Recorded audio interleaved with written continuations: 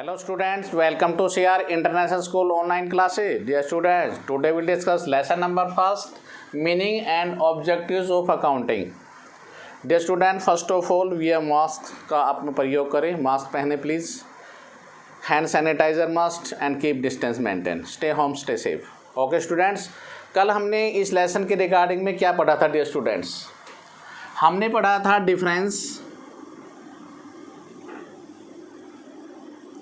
Difference में क्या क्या किया था, book keeping, account and accountancy. Types पढ़े थे हमने एंड यूज़र, किन किन को यूज़ होता है, user of the accounting, accounting का कौन कौन प्रयोग करते थे. ये था हमारा कल का टॉपिक. आज हम नेक्स्ट टॉपिक की तरफ बढ़ रहे हैं. आज हम पढ़ेंगे फर्स्ट ऑफ ऑल एडवांटेजेस, कि अकाउंटिंग के क्या क्या फ़ायदे हैं, एडवांटेजेस क्या हैं. तो आज हम सबसे पहले पढ़ेंगे, टॉपिक हमारा होगा एडवांटेज.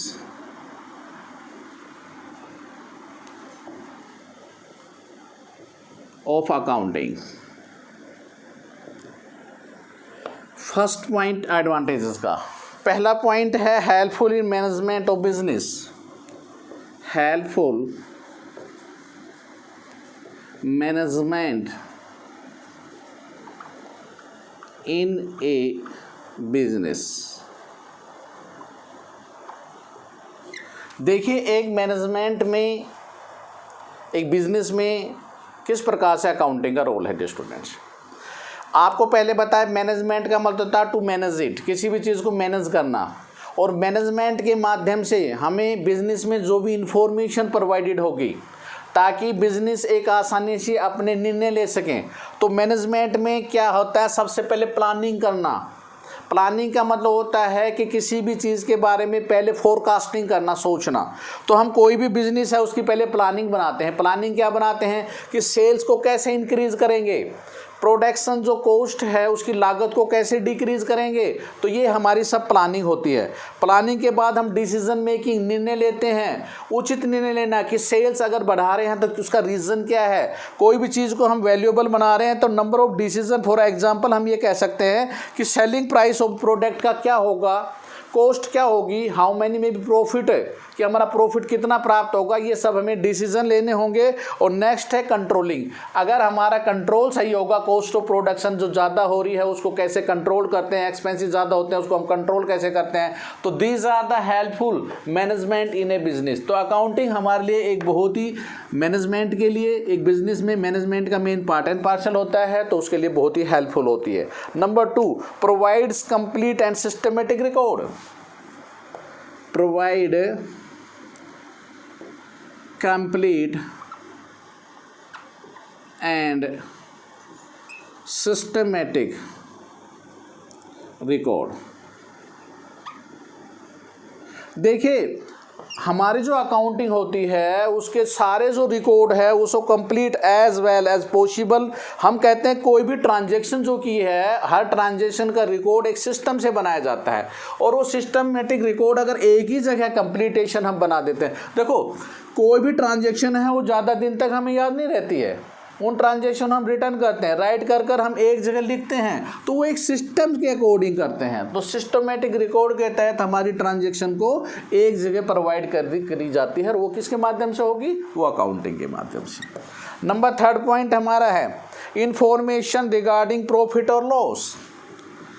इंफॉर्मेशन रिगार्डिंग प्रॉफिट और लॉस. अब देखिए, हमें जो सूचनाएं प्राप्त होगी अकाउंटिंग में, हम जब प्रॉफिट एंड लॉस अकाउंट बनाएंगे तभी तो हमें पता लगेगा कि फर्म ने क्या खोया और क्या पाया. मैं बार बार आपसे कह रहा हूं कि जब पूरे साल आप पढ़ते हैं, 31 मार्च को जब रिजल्ट आता है तो या तो पास और फेल. तो इस प्रकार से हमें ये पता लगता है कि बिजनेस ने जो भी इंफॉर्मेशन होती है वो अकाउंटिंग के माध्यम से पता लगता है कि कितना हमें प्रॉफिट हुआ है और कितना हमें लॉस हुआ है. Okay, next, information regarding financial position. Number 4. Number 4 है information regarding of financial position, financial position कौन बताता है? हम देखिए बिजनेस में एक बनाते हैं बैलेंस शीट। बैलेंस शीट की दो साइड होती है, एक लाइबिलिटीज होती है और एसेट साइड होती है। लाइबिलिटी का मतलब दायित्व बिजनेस ने क्या देना है, और एसेट्स के माने उसकी खुद की संपत्तियां।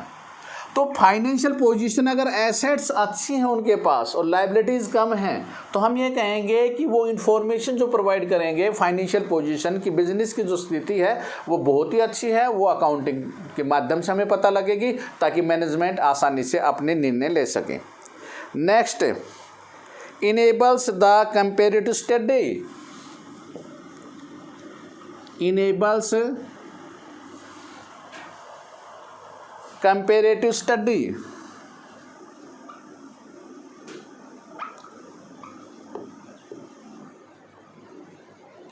देखिए इनेबल माने योग्य होना, कंपेरेटिव स्टडी कंपैरिजन करना।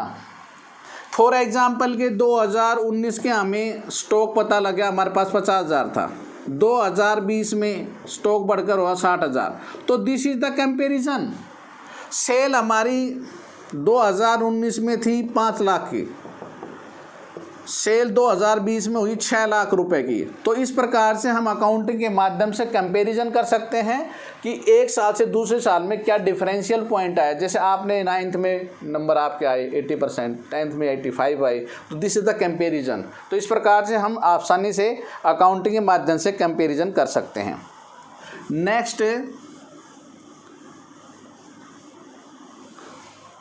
नेक्स्ट पॉइंट है number 6, helpful in the assessment of the tax liability. Helpful माने सहायक होती है इन असेसमेंट ऑफ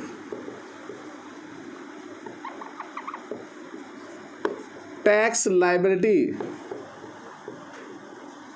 असेसमेंट माने होता है किसी चीज का निर्धारण करना, तो अकाउंटिंग के माध्यम से हम आसानी से टैक्स की लायबिलिटी कि कितना रुपए हमने टैक्स में देना है, क्योंकि देखिए हमारे ऊपर टैक्स लगता है जो भी प्रॉफिट कमाएंगे, तो प्रॉफिट आएगा तभी तो टैक्स मेंटेन कर पाएंगे, तो हेल्पफुल होगा। और GST, goods and services tax, तो असेसमेंट किसके माध्यम से, अकाउंट के माध्यम से हम आसानी से अपने टैक्स के बारे में सहायक अकाउंटिंग के माध्यम से प्राप्त कर सकते हैं। Next, evidence in legal matters. 7th, evidence of legal matters. देखिए कोर्ट में कोई भी किसी प्रकार का विवाद उत्पन्न होता है तो एविडेंस माने हमारे पास एक किस्म से प्रूफ के रूप में एक लीगल रिक्वायरमेंट फुलफिलमेंट करते हैं, तो जो भी अकाउंटिंग हम बनाएंगे उनको आसानी से हम प्रस्तुत कर सकते हैं, तो हमारी लीगल जो फॉर्मेलिटी है वो भी इसके माध्यम से कंप्लीट हो सकती है। Next, facilitate sale of business.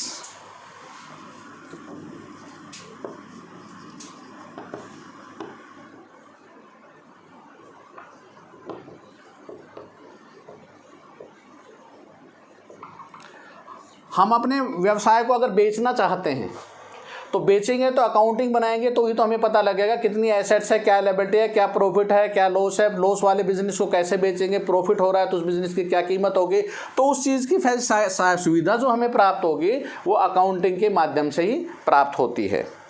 Next, helpful in the rising loans. Number 9 point, helpful in rising loans.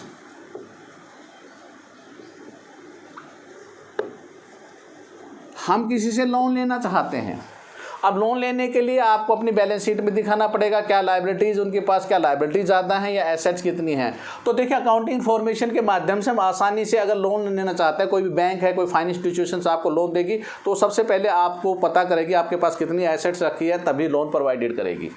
Next, helpful in the partnership accounts. Helpful in partnership accounts.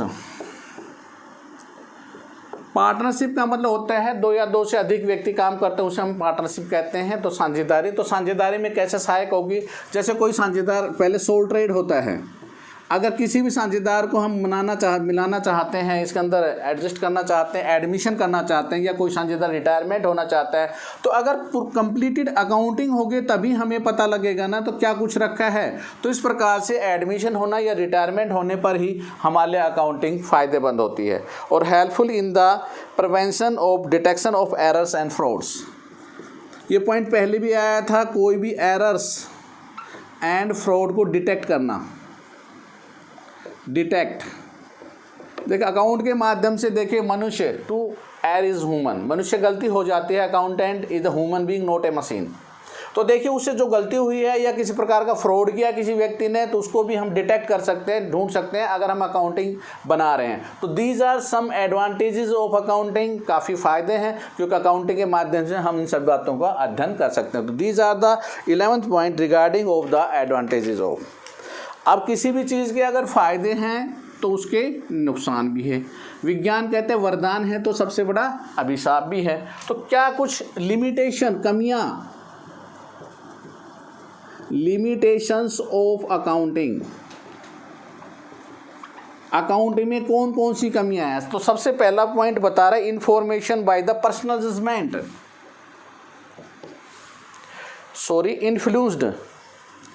Influenced by the, influence का मतलब प्रभावित होना, by the personal judgement. देखिए account के अंदर कहता है हर accountant के अपने सोचने का तरीका अलग है। ए अकाउंटेंट बी, हम कंपैरिजन करते हैं, ए और बी दो अकाउंटेंट है, दोनों का अपना तरीका अलग है। एक ने क्लोजिंग स्टॉक का ट्रीटमेंट कॉस्ट प्राइस और मार्केट प्राइस में क्या किया, एक ने फिक्स्ड एसेट्स पर जो डेप्रिसिएशन लगाया वो कौन सा मेथड यूटिलाइजेशन किया। एक अकाउंटेंट ने फिक्स्ड एसेट्स को हिस्टोरिकल कॉस्ट पे लिया है या मार्केट वैल्यू पे लिया है। तो हम ये कह सकते हैं हर व्यक्ति के सोचने का जो नज़रिया होता है, तरीका होता है, वो अलग अलग होता है। तो हम ये कह सकते हैं प्रभावित होती है।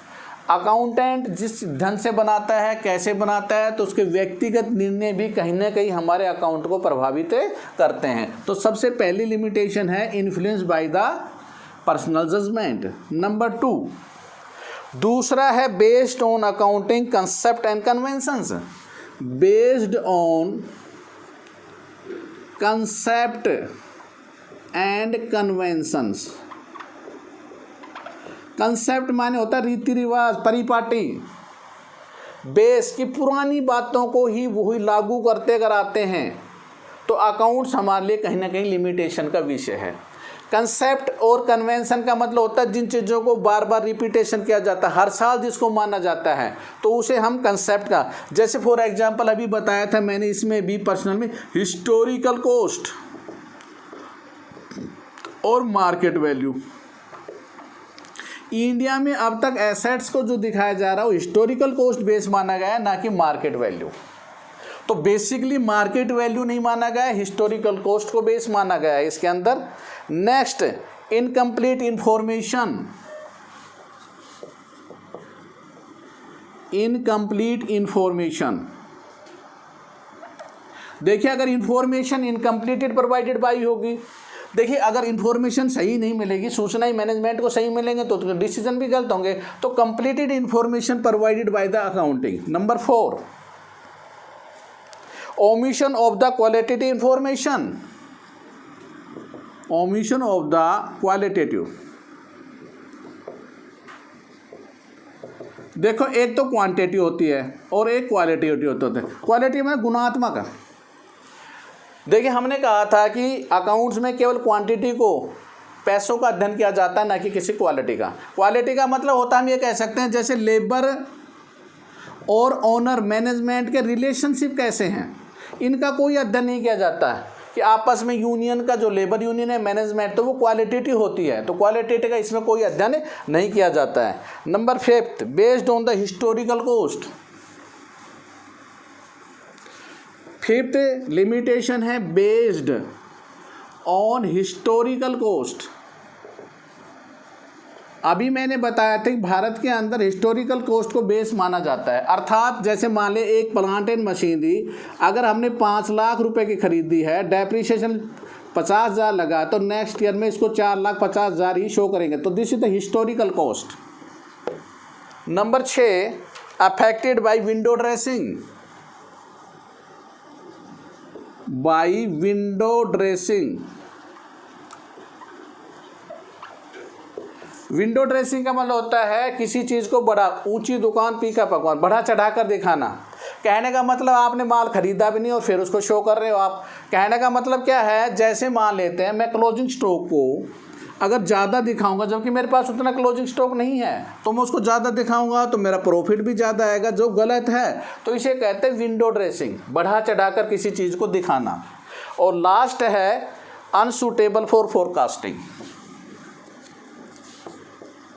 अनसूटेबल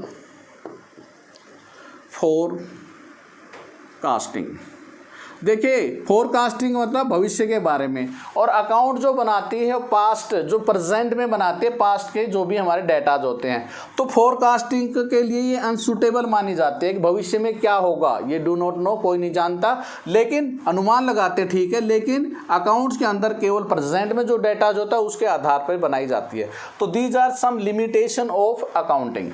तो आज आपका जो कंसेप्ट है डियर स्टूडेंट्स यही था, इसी के बारे में आपने।